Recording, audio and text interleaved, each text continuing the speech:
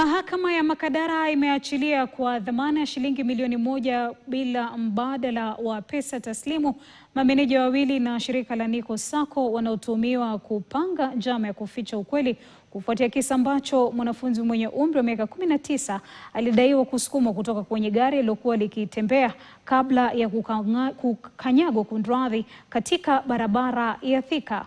Wines Momanyi Mogire na Alex Mwai Kabuthi walifikishwa mbele ya hakimu ambapo walikana mashtaka ya kuwasaidia dereva na utingo wanaohusishwa na tukio hilo kutoroka. Wakisimama mbele ya hakimu mkuu wa Makadara Gilbert Shikwe, mameneja wa Nico Sacco Wines Mogire na Alex Kabuthi walikana mashtaka ya kushiriki katika uhalifu na kupanga njama ya kuficha ushahidi kuhusiana na kifo cha mwanafunzi Eugene.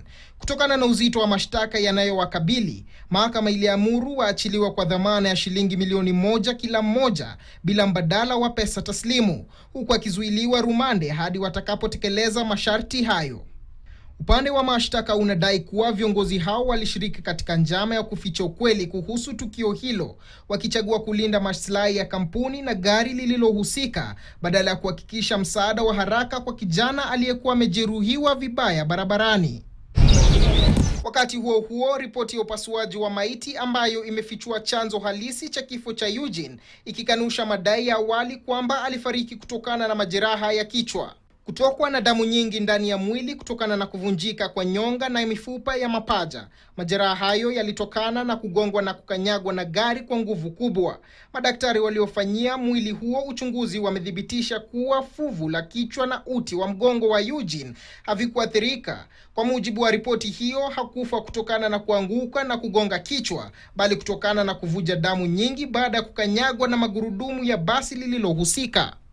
Akizungumza kwa masikitiko, kaka yake marehemu alimwelezea Eugene kama kijana mwenye ndoto nyingi za maisha na mustakabali wenye matumaini, ambao ulikatizwa kwa njia ya kikatili na ya kusikitisha.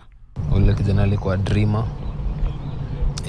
Ule kijana alikuwa na lot hadi from the friends ukiwasikiza chenye wanasema about Eugene. He was someone unique.